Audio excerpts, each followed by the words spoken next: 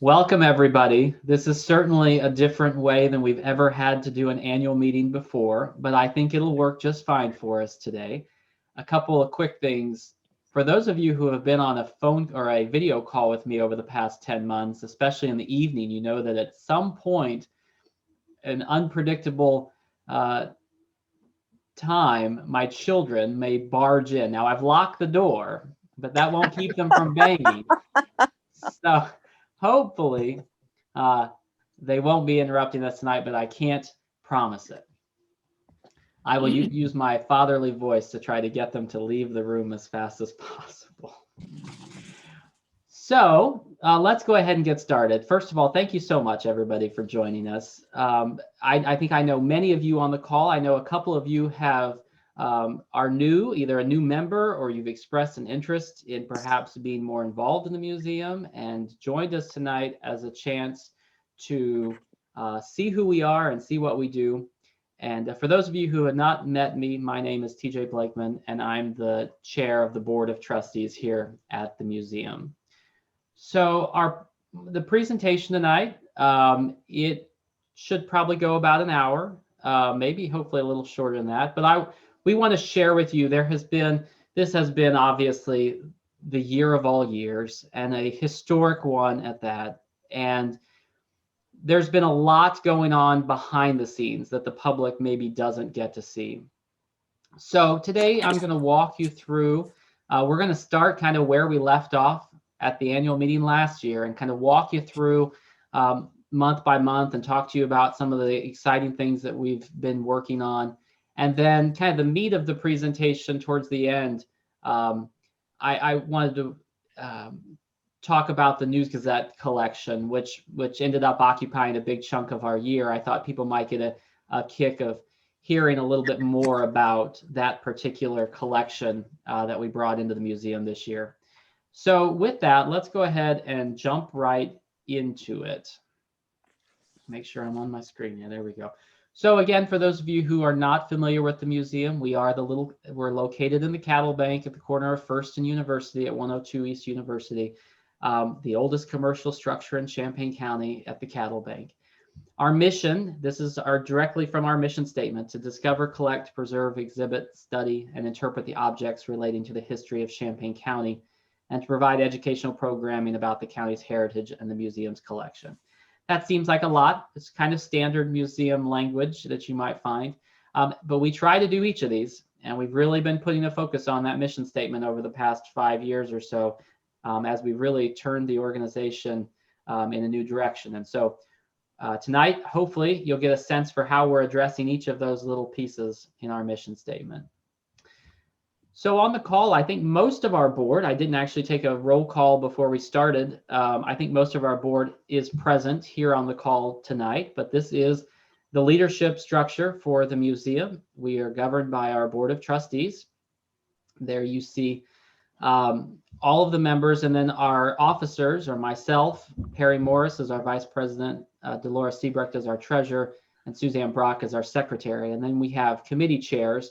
Adele Suslick chairs our education committee, and Tim Mack our collections committee. And we have a great board. We have just a terrific board. They're very dedicated. I like to say our board is a board of doers, because a lot of what keeps the momentum of the museum going is the volunteer time given directly by our board members. And so I want to thank them for another terrific year of all of their hard work, especially in such trying times. We also welcomed a new staff member, Tom Kuipers, to our museum staff. Tom is our museum manager. He is a recent graduate of the iSchool, the formerly known as GISTLIS program. A tremendous student. I actually had the chance, my wife was the commencement speaker at his graduation, and so we had a chance to go to the ceremony before, where the students were recognized. Tom's name was mentioned quite a few times. Just an outstanding student. Also was splitting his time at the Champaign County Archives, so it's great to have that dual connection between us and the archives. But Tom's been a real workhorse and has kept many of our tasks on hand, and we certainly want to thank him for agreeing to come on board and keeping us moving. So let's step through 2020, the year of craziness. You know, it actually started on a really great note, a lot of momentum, and we'll get into that. But just as a quick summary of some of the impacts that we've had because of COVID, obviously the museum had to close in March because of the governor's order, and we have not actually reopened our doors since then. A lot of that has to do with our size, our ability to actually distance within the museum, about the extra effort it takes to maintain a sterile and clean environment in the museum. And so we've really struggled with that. And just as we've gotten close a couple times to reopening our doors, then we hit another statewide setback or region setback. And so we've really been struggling with the idea of getting people through our doors. So we have lost that visitor exposure. We've lost our admissions donation, which was not a huge piece of our revenue. We've lost some bookstore revenue, which again has not been a significant piece, and we'll talk about that a little bit later. But more importantly, we lost some of our events. Our History on the Town, which was going to be at Alice Campbell, was our membership thank you. It's a terrific event every year where we find a historic location around town and invite our members to join us for a fun evening. That was canceled. Our election exhibit that was going to be in partnership with the League of Women Voters was canceled. We had just gotten out all of our election paraphernalia, and we're ready to start working on that exhibit, and that had to be canceled. Our Illinois Traction exhibit has been postponed. That exhibit seems to it's been a hard one to get to leave the station, and we're still working towards that. We had such a successful trivia night in 2019. We wanted to do that again, but that was canceled. And then our events, the Taste to See You, Sweet Corn, Parade of Lights, Market in the Square, all of those have been a great chance for us to get the popcorn wagon out and actually make a significant amount of revenue from popcorn sales and book sales and tour sales. Our walking tours have been very popular and have become a larger piece of our revenue pie.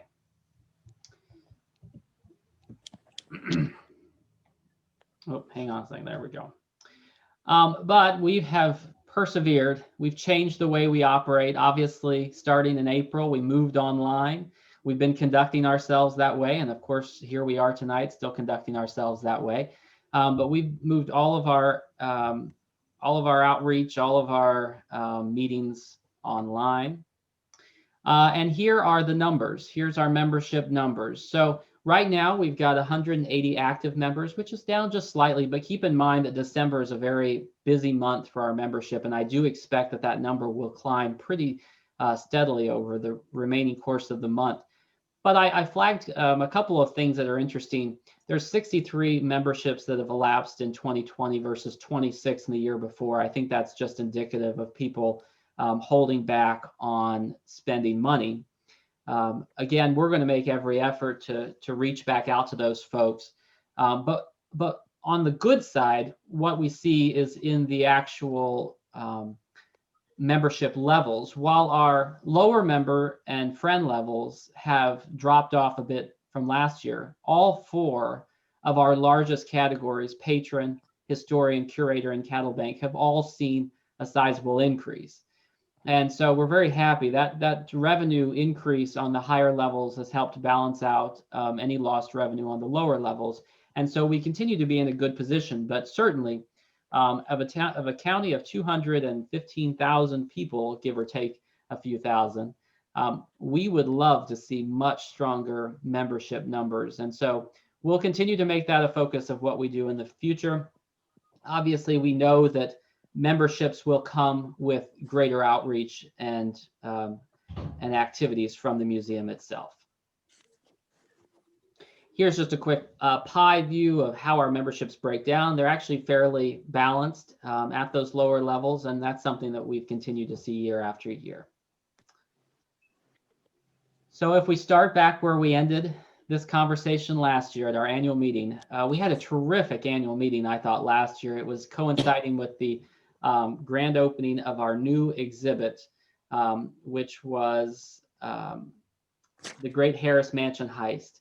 And, you know, we had just opened this exhibit. This was November. Our meeting last year was in November. And then, of course, it was planned to rotate out after 6 months. Of course, we the whole museum had to close. So we have not yet rotated this exhibit over, just because it's also hard for our exhibits committee to get their hands around being in the building and working on things. So we're going to leave this exhibit open just for a little bit longer once we reopen, because I think people still haven't had a chance to come and see it. But it was a terrific exhibit, a great way to get some really remarkable pieces from our collection out into the public eye. And the one thing, I'm going to give you a little video tour here of the room. The one thing that about this room is it's intended now that all of the cases and all of the digital screens are in the windows. We can actually change the exhibit without having to do much restructuring of the room. Those digital panels give us the ability to change the exhibit at a moment's notice, and the cases become kind of permanent pieces of that. So this room will be, the idea in this room is that every 6 months we will turn it over with a new exhibit, which we think will help drive traffic.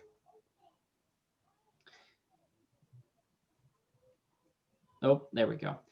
So we're very excited to get back. That was going to be the election exhibit was going to take the place of that exhibit, but we're going to stick with that one for just a little bit longer.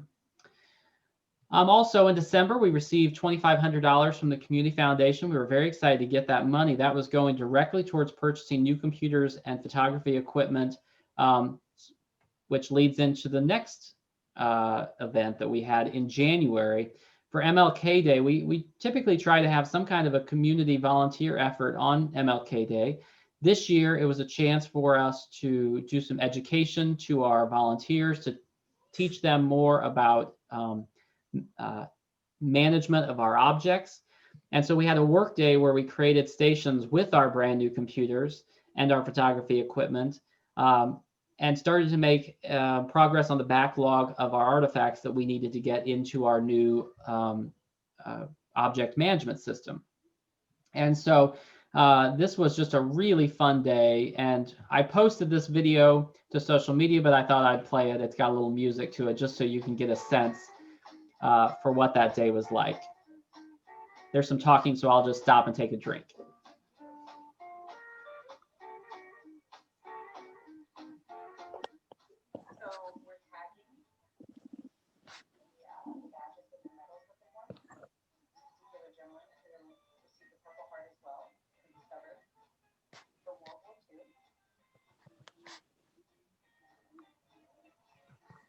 What's going on in here, Braden?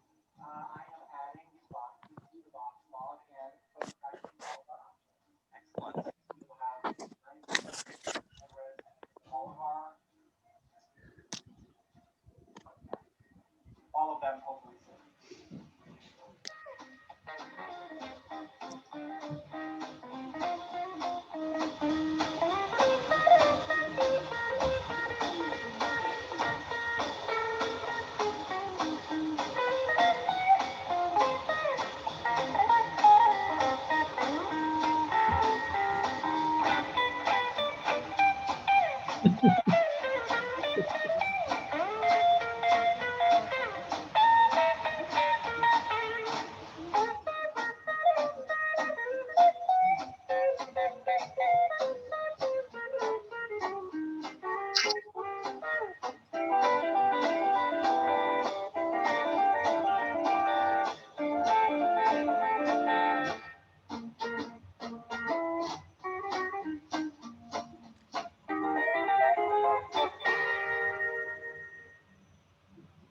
So that was just a fun little video that we put together. We had so much momentum after that day with collections. It was really a terrific event, and I'm so anxious to get back to that because we have a good amount that we have got to process. And as you saw by those videos, it's not just a matter of someone donating an object to the museum. That's just when the work begins. The whole process of actually voting to accept it, processing it, entering all of its information, its dimensions, what the material is, if it's got writing on it, all of that gets put in along with a photograph into our digital management system with the ultimate goal of getting all of that open to the public. So someone can sit down at their computer and search our entire catalog and look at any object that we have in our collection. That is the end goal, and it will take years to get there. But if we continue to have really good efforts like that day, we can really start to make a real big dent in that backlog. So then obviously March 20th, 2020 came along and the world ended as we knew it, and we closed our doors. And then of course things continued to change around us, including in May when we had our own front row ticket to history as protests took to the streets, many of them focused right around our building. We have since been trying to make an outreach to collect some items from this past summer's protest. We think that, again, it's incredibly important that our museum not just collect old things, but collect relevant things that continue to tell the story of Champaign County. So we're continuing to look for items that really accurately tells the story of this past summer. People have already donated masks and other things to us based on the pandemic. And Kerry Fry, one of our, we'll call him one of our resident photographers. He's terrific. He photographs everything in town. He did a whole series of COVID photographs during the height with nothing around. And we actually made a postcard series that you can buy in our gift shop now with some of those really interesting pictures. Tom was busy. Even while we were closed, I was happy that we were able to keep him not only on employed, but keep him paid while we were closed. That's been something that's very important to us. He was able to work from home, but then ultimately, when we were able to get back in the building with just him and a socially distanced volunteer, they dug into re-inventorying our library. And so we now have a beautifully organized research library. It's really terrific. It's so much easier now to find reference material. We primarily use this library as we do research. It's not typically open to the public because most of what we have is duplicated at the archives, but we certainly would welcome anybody on an appointment basis when we're back open to come in if there's something we have. We've also been putting all of those books into Past Perfect again, so the public could ultimately search our records to see what we have. And our digitization project continued over the summer. We continue to take photographs. We continue to enter things into Past Perfect, again, with that idea that someday the entire community can go and look at these objects by themselves. But all was not lost. Even though many of our events were canceled, we actually were virtually able to participate just a few days ago in the Parade of Lights. Again, Tom and a group of volunteers rebuilt the cattle bank in float form for the virtual Parade of Lights, which was a shoebox parade.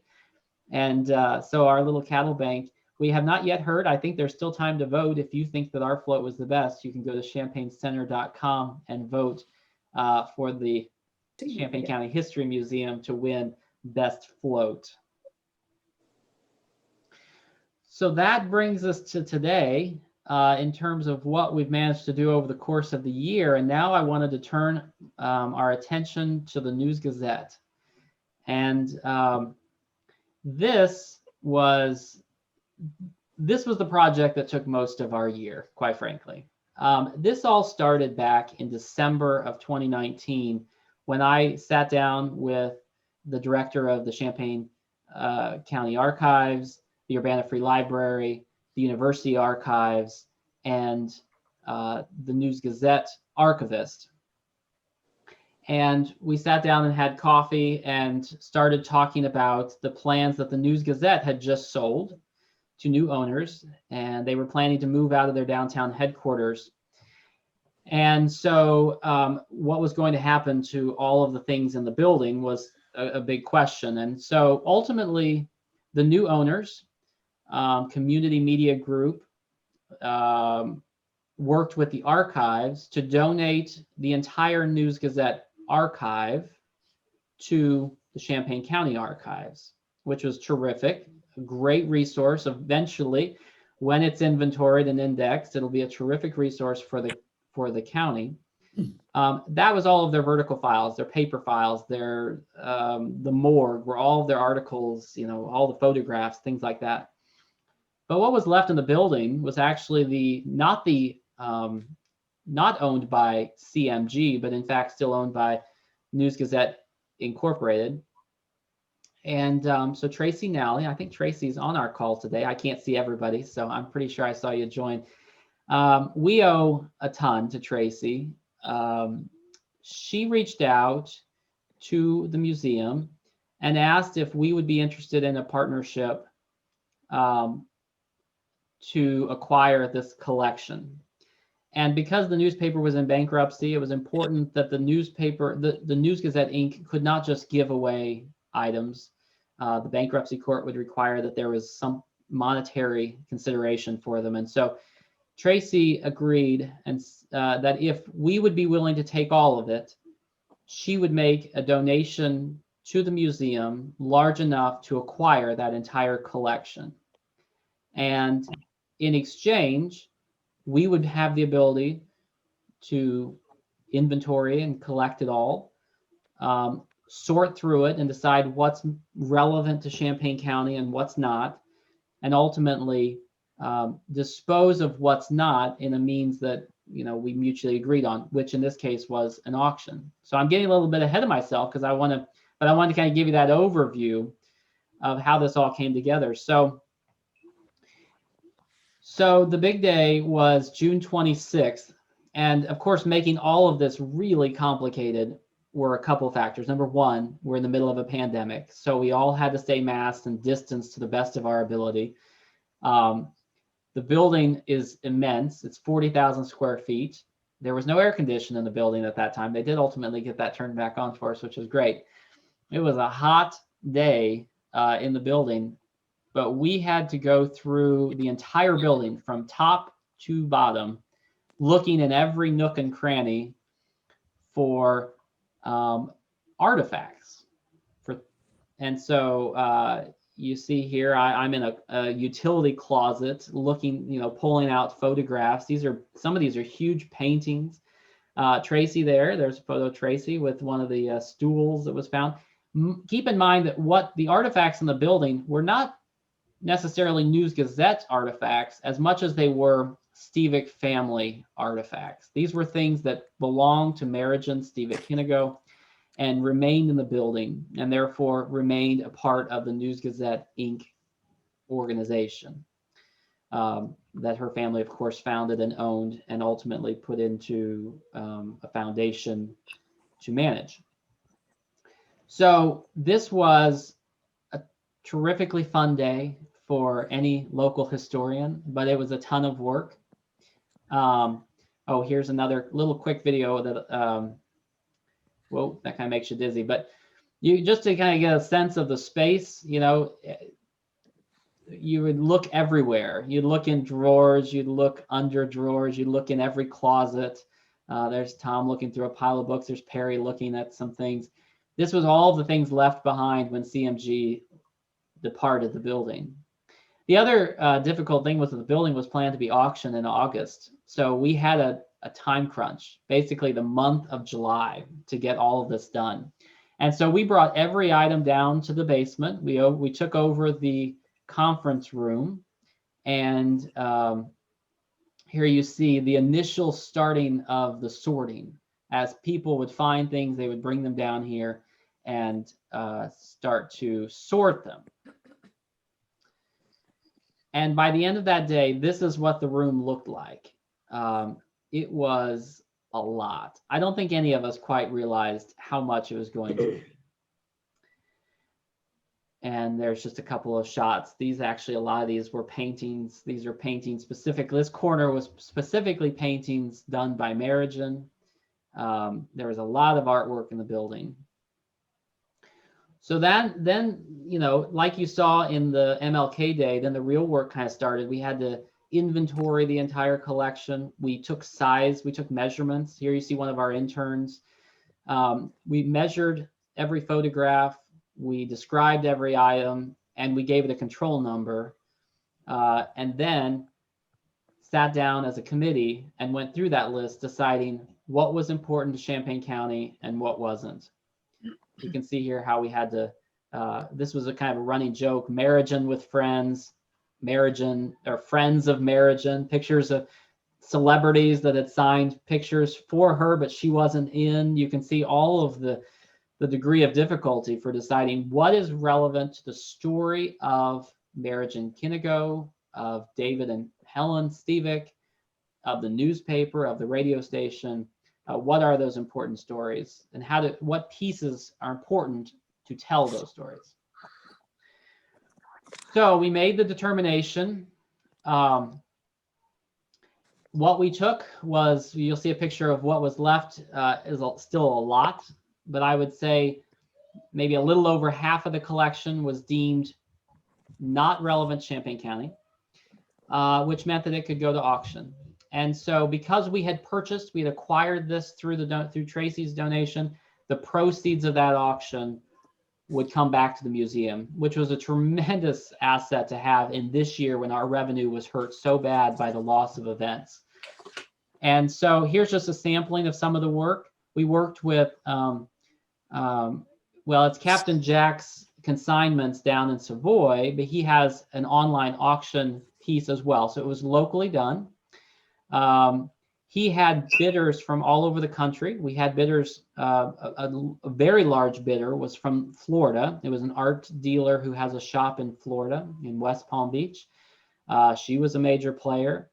And ultimately, when the dust settled, we ended up with a gross profit after the 30% from the auction house of a little over $14,000, which was, like I said, really important to a museum like us, especially after the year we had just had. And so here you see the room. We had just moved all of it to the cattle bank. Perry and Alan and Tom, we exhausted, but this is what we kept. Those boxes are absolutely full of items. The photographs, the scrapbooks, the 3D objects, there's a lot there. And now the real work begins. This last piece here I throw in because we were planning to reopen this month. In fact, we were going to open every weekend in December for our holiday book sale, for our holiday shop, in partnership with the Champaign Center Partnership. And so we were planning to put on display one of those objects in the News Gazette. These are 18th century Neapolitan figurines from a creche that Marijan had given to her. And these figurines were restored by a Bloomington artist. And the display itself was built by a local artist and his wife, and some of the clothing repaired. And we had just started setting it up in one of our galleries. We were going to do a whole holiday traditions gallery and make this one of the central features, so everyone could have gotten up close to see this beautiful nativity back on display that for so many years used to be at the News Gazette. But unfortunately now we're closed due to the state orders. So I'm not exactly sure if we will finish setting it up and try to do a video. I think that would be my preferred solution, just so that people can see it. But it really is a terrific piece, and I think something that the community remembers seeing in the lobby of the News Gazette, and I know Marijan was proud of it as well. So some of you may have read in our newsletter a couple months ago, I did a top 10 list of the top 10 of my favorite items that we found. And so I thought I'd kind of go through that tonight, maybe add a little bit more backstory to it. But I thought that might be kind of a fun way to wrap up the business portion of the evening. And I certainly will have time for questions afterwards if you have more in-depth questions about some of the pieces we found. But there you see Helen on the left, Helen Stevick, Michael Kinnigo in the middle, and Marijan on the right during a grand Egyptian trip. This is just one of the hundreds, if not thousands, of photographs that are part of this collection. So number 10 was the 1901 Gilbert Clock. Now, we found this clock in one of the side closets, and it's just magnificent. It's the wood carving in it is really great. You see it there on the lower left. but we still didn't know where it had been. A lot of folks told us that for a long time it was at the at 49 Main Street at the old offices, the printing facility. And but then while we were looking, we actually found this picture in the collection as well, which shows the clock in the foyer of the Stevick family home. I'm pretty sure that this house is the house just west of Central High School, um, that has kind of the rounded porch on it. We have a picture of that as well. And I believe the Stevicks lived there for a short time, and this is the clock. Now, this clock is now moved to our lobby, and Bruce Hannon is on the call as well tonight. And he's offered to, he is, of course, the clock master in Champaign, and has been a wonderful friend to the museum, and has offered to help us get this thing set up and running. And so we're looking forward to, to having this piece in the lobby. We think that'll be a nice conversation starter for the museum itself. Let's see here. Number 9, Around the World with William F. Buckley. Marijan took this trip on the Concorde with William F. Buckley. You see all the likely millionaires there. I don't know if you can see my cursor. Marijan is actually here on the left-hand side in about the second or third row there. It's so neat to see. There was a whole box of their itinerary and all of the restaurants that they ate at. It was around the world in, I think it was 48 total hours, I think. I don't recall, but that was your total air time. Or maybe it was 24 hours. I don't know, but that was the total travel time. So you'd travel between major cities. You'd get off the plane, you'd go eat dinner, you'd stay overnight, you get on the plane, you'd go to the next city. And so the total air time, maybe it was 24 hours.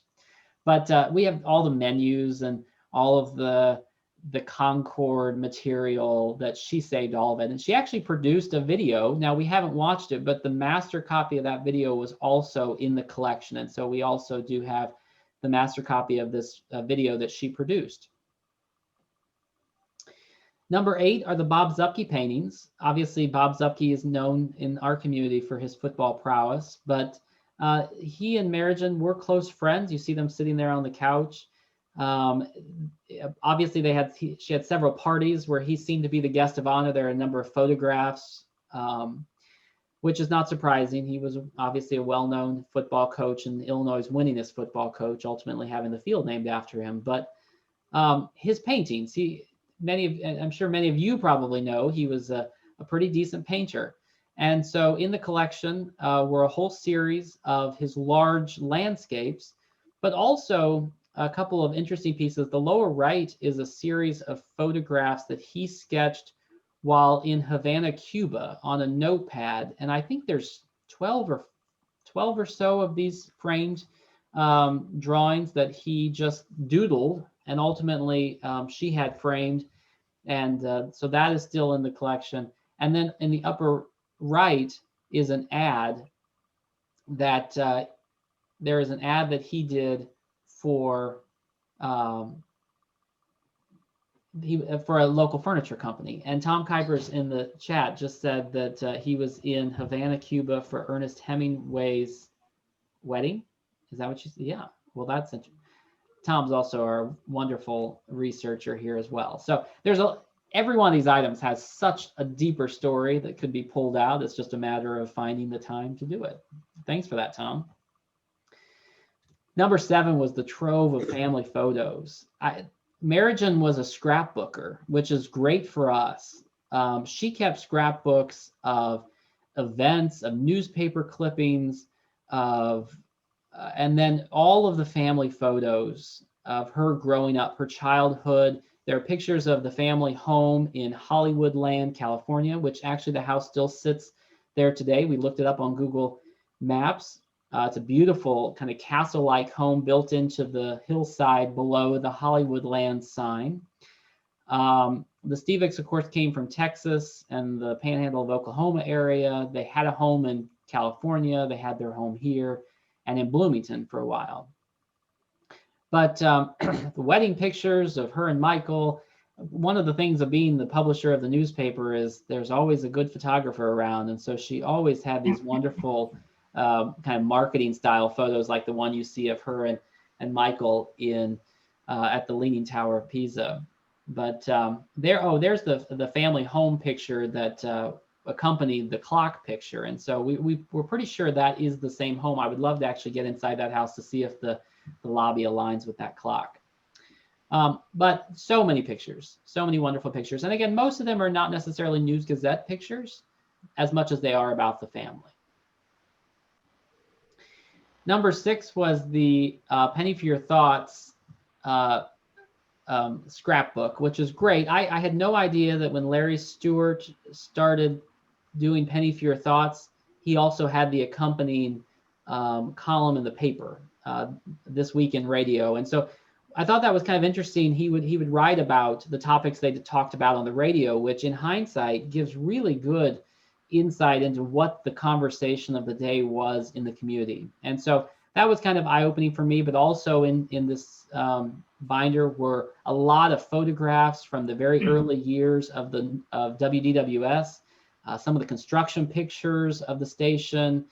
We also found a wonderful stack of letters. There's quite a few bankers boxes that we've since passed on to the archives, discussing the initial licensing for WDWS. And in there was a wonderful stack of probably 40 letters from every major company in town on their beautiful letterhead, signed by the principal owner, Isaac Kuhn signing on the Joseph Kuhn letterhead, all writing to the federal government in support of bringing a radio station to town.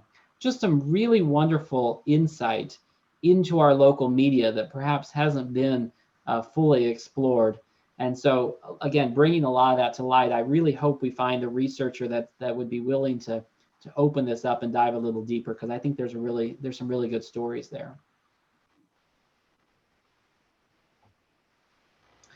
Number 5 was this addendum to David Stevick's will. We tried not to, and this is kind of a running gag around the museum, that you're not supposed to actually open the box and dive into it, because once you do, you go down a rabbit hole. You never, you lose hours of your time, and on a work day, that can be really problematic. But we had the ability here to as we were finding things, we found a lot of things. We did not know that Helen Stevick was married after David died, and she was and subsequently got a divorce. We found the divorce proceedings. We found lots of legal documents and lots of letters.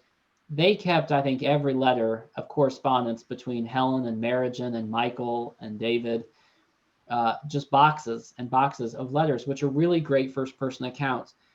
But one of the things that we were kind of curious was we found the will, and we found that David had amended his will shortly before his untimely death, saying that he was planning to give the entire paper to Marijan, but that she needed to do certain things. She needed to work for the paper. He kind of outlined what her behavior was to be like at the paper. She was to work her way up in the paper. And you start to get a sense, along with little cards like this and letters, my prayer is that you let nothing throughout your life ever mar the happiness you are in now, enjoying. So it will be, if you guide your footsteps well, but if either stumble in the winding path of life, the other should be patient, ever forgiving, and quick to give a helping hand. So together you will happily continue the journey to the end, such as was intended in the start. You can tell by some of the letters that we opened up, they certainly had a very close relationship. She was their only child. You can also tell that they expected great things from her, which ultimately she, I think, accomplished in the relationship she built and the prestige that she built for herself and her family. But of course, once he died, then certainly that accelerated her time learning from him, which was his ultimate wish, that she learned from him to take over the paper. And then that was cut short. And so she was kind of thrust into it a little differently, with a different relationship with her mother being publisher. So just, again, these are just examples of things that when you really sat down and read them, you start to kind of understand the origins of our own local media perhaps a little bit better. I think maybe I should have put this as number one, but this is personally one of the more interesting ones for me, Michael Kinnigo's war records. So Michael Kinnigo was U.S. born, although this is still kind of up in the air, born in Connecticut, then moved to Albania, knew fluent Italian, and during the war, it was always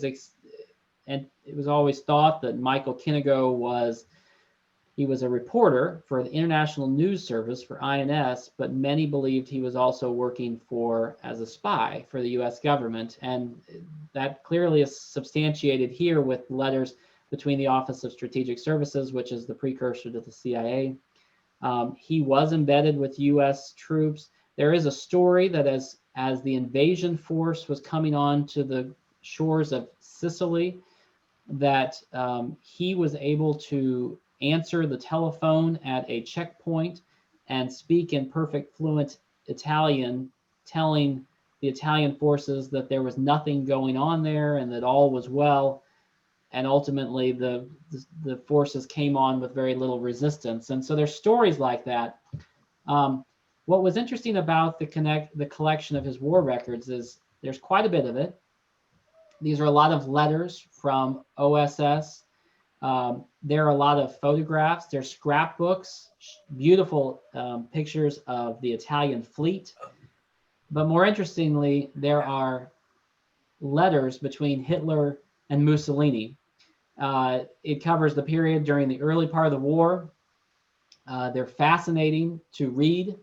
One of them is, in essence, Hitler or Mussolini demanding from Hitler a whole laundry list of things that he would need in order to join the Axis powers, talking about flour and munitions and coal and kind of this laundry list of things.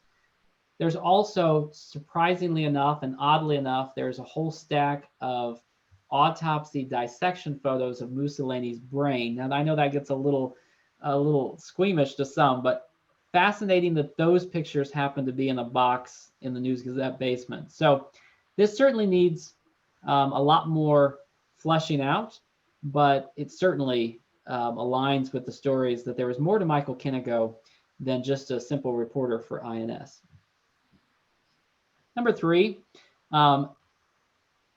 certainly from a national perspective, in 1963, Jackie Kennedy brought Caroline Kennedy to Italy for a fairly well-known tour. And during that time, they visited Merigen at her villa, Torre di Civita, which is on the Amalfi coast of Italy. She owned a beautiful villa that her and Michael purchased in the 1950s. And lived there a lot for the rest of her life. The newspaper ultimately acquired the villa, but that's a whole nother story. But Jackie Kennedy came to stay, and here I think it's just wonderful. This is from the guest registry, which there are 3 of them in our collection now, and many interesting celebrities that have passed through. But Jackie Kennedy is here, and then you see Caroline also signed her name as a child just below it. And I know in the 1990s, Buzz Aldrin went on a trip with her and stayed at the villa.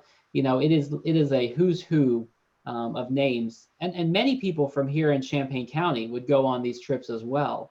The Hirschfelds were there all the time, of course, having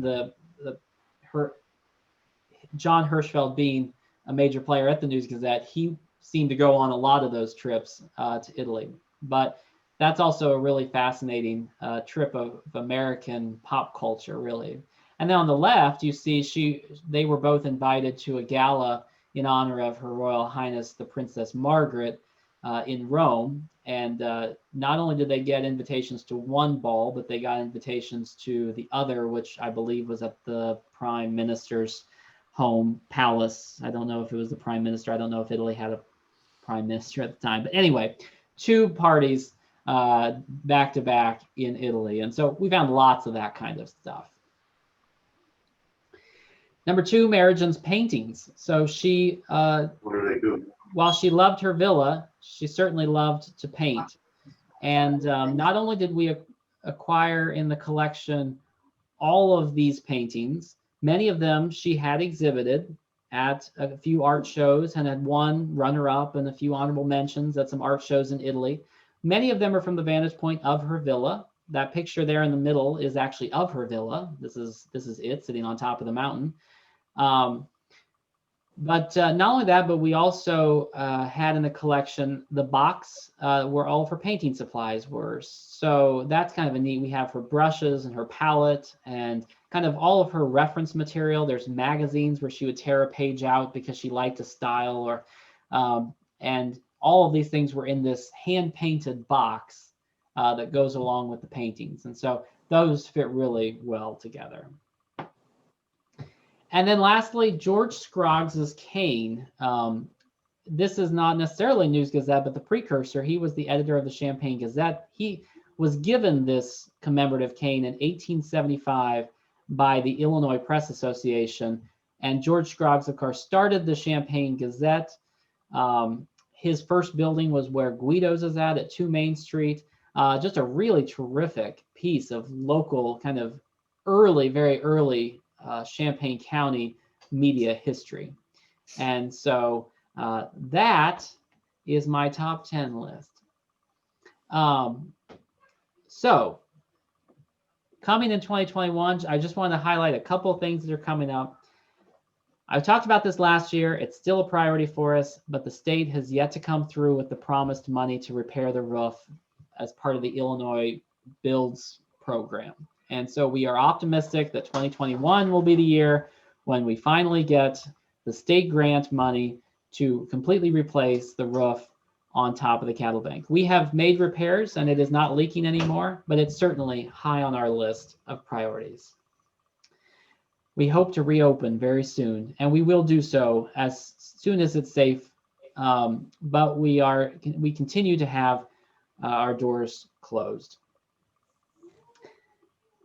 And then, I didn't finish this slide. I didn't send it to the back. One of the things we are hoping to do this year as well is make some improvements to our lobby and make it more of a gift shop that would be more of a retail environment. We believe we can get more people in our door with our gift shop and then have them stick around to visit the museum instead of the other way around, coming for the museum and staying for the gift shop. So we're optimistic that we're going to find a way to make some improvements here, bulk this up a little bit, and also start to sell many more items, custom-made items, artistic items from either local artists or things that we're able to produce ourselves, so that people want to come in for that really unique gift. We would really like to be known as the retail shop in town that has the most unique and historic and interesting items, as a way to drive more traffic to our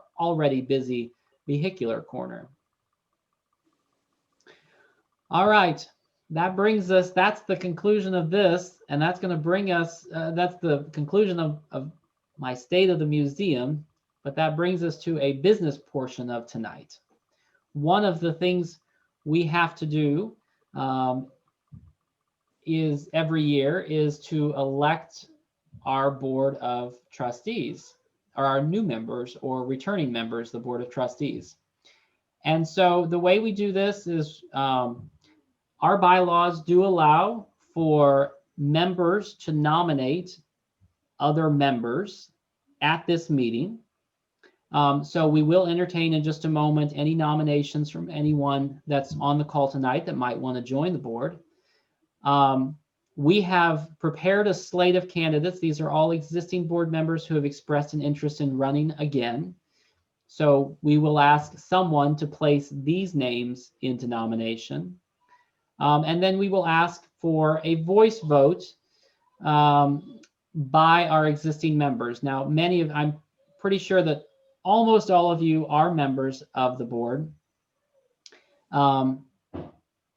But this seems to be, it's going to be kind of difficult because I can't look out in the audience and see all of your hands up. So we will do a voice vote And if there are issues with that, we certainly could do a roll call if someone would like to do that.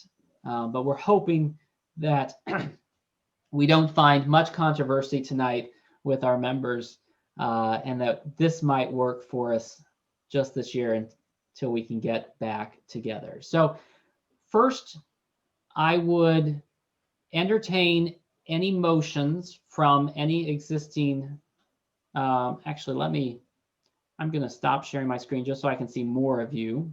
I'll come back to that in a bit.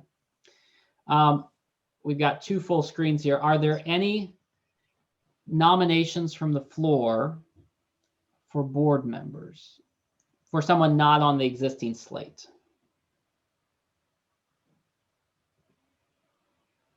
Okay. Is there anyone who would like, is there any member of the museum who would like to make a motion, and I'll throw them back up here, to place these names, and you should read them in your motion, the names, into nomination? Could I get someone to make that nomination? I'll make that. I move that these be placed in nomination. All right, just to be clear, let's make the names. Hal, can you read those names for me? T.J. Blakeman, Perry Morris, Dolores Seabrick, Joe Muskin, Breeden Belcher, and Tim Mack. Is there a second to the motion? I second. Thanks, Joan. I appreciate that. All right, so just so I can see everybody in case someone's waving their arms in disagreement. So the motion's been made and seconded. All those in favor, museum members only, please, say aye. Aye. Aye. All those opposed, say no. Hearing none, the ayes have it. The slate has been approved. Now, we do still have 3 existing vacancies on our board. We can have up to, our bylaws they have a minimum and they have a maximum, but they don't specify between those 2 what it has to always be. We have a capacity to go to 15 board members, which means we have 3 vacancies. So for all of you who are on the call today and have enjoyed what you have heard and feel like you might want to be a part of that, I would certainly encourage you to reach out to me. There is also a document that I prepared, and perhaps you saw that in the email that went out. If you go to our website under the About page, where our board pictures are, right below there, there's a document that I created that will help to walk you through what the requirements are to be a board member. And more so than requirements, more the expectations of what we're looking for in our board members. I think that'll help give you a sense of whether or not you would want to serve. We would love to have you, and I would be happy to answer any questions that anyone might have regarding service on the board. But I think what you'll find, we're a pretty easygoing group. We have a lot of fun together. But we work hard because aside from our one outstanding employee, we're still a small organization that relies on our board members and our volunteers to push the ball forward. And so we would love to have you as part of that team. We also, it would be remiss if I did not mention, we are also looking to represent our county. We want our board to look like the demographics of our county. And sometimes that's been a struggle for us. And so if you can help us with identifying individuals that you think would be terrific, that help us diversify our board, we would love to have that conversation with you. It does not require that you be a local historian. That is a misnomer. We won't ask you to be a local historian. What we want from you most is a passion to serve, an understanding of the stewardship involved in the museum, and a real interest to dig into it and make it a great experience for you. All right, well, thank you for that business portion. As we wrap up here, I will just remind you, we have our holiday ornaments for sale. They're $15. Anyone who is a member at the museum at the curator level or higher will be getting one in the mail. I'm about to mail them out now. But they come in the little package for every year. And on the back, there's a history of the building that we feature. This year, we featured the courthouse, the rebuilt courthouse tower. Thank you, Bruce Hannon and others that might be on this call that had a big part in rebuilding that clock tower. We did that, and the stars on the ornament represent each of the incorporated municipalities in the county. We thought that was an appropriate message as kind of an all in it together during this terrible, terrible year. And keep in mind, you can also get last year's ornaments. The idea is every year there'll be a new featured historic building. And so last year we started our collection with the Cattle Bank, and this year we have the courthouse. So those are on sale for $15 online. And of course, you can go online to our store and you can find some great gifts for the local historian for Christmas. And be sure to visit us online. We've made some changes to the website. We've updated some things. There's a ton of content, lots of stories. Our speaker series that we've had to pause, the recordings of all those are still online. So there's a lot of local history you can go back and explore on our website. And I hope you're all connected with us on social media as well. You can find us on Facebook or Twitter or Instagram. We do post a lot of our photographs to Instagram, and so that's a neat place to find us. And lastly, be sure to sign up to receive information from us, like our newsletter or other notifications. We won't fill your inbox, but we do love having a nice way that we can guarantee that when we send something, we're getting it out to you. And lastly, if you're not a member already, we certainly would love to have you. This is how our museum continues to survive and thrive, is through our membership. And we would encourage you to, if you are a member, help us by communicating the message to your friends and family to have them join us as well. Like I said, with 215,000 people in the county, I know we can do better than where we're currently at, but it's going to take a lot of work and a lot of word of mouth to get there. And you will find this on our website, but at different membership levels, you do get different bonuses and perks. You can find this on our website under the support link. Speaking of support, thank you immensely for your support. It means everything to us. We couldn't do what we do. We have a lot of fun, but we couldn't have that fun if it weren't for you helping to support us. And with that, I know I'm right at 8 o'clock. I will stick around and answer questions though. So if there are questions about anything in the presentation, I'm happy to answer those now. And like I said, if you have to go, feel free. If you want to stick around and continue the conversation a little bit, I'm happy to do that as well. DJ, may I say, Yeah, George. the museum organization owes you, as its leader, a very large vote of thanks. Well, thanks, George. I appreciate that, but it's a lot more than just me. I promise you that. A lot more. I believe that, but I know it takes a leader to do it. Well, thanks. I And appreciate that. you've given us that. Thank you. I do appreciate that. Any other questions? Or conversation? I guess we could adjourn to a happy hour and everybody can go get a drink and come back. Anything else? We're going to sign off, TJ, but it's really good to see you and all the good work that's being done. It's good to see everybody else. So good to see both of Good you. to see you guys. Yeah, absolutely. Take care and stay safe. Yeah. Bye-bye. Bye. All right. Well, if there's no other questions, then we'll go ahead and wrap it up. Thanks, everybody. All right. Bye-bye. Bye-bye.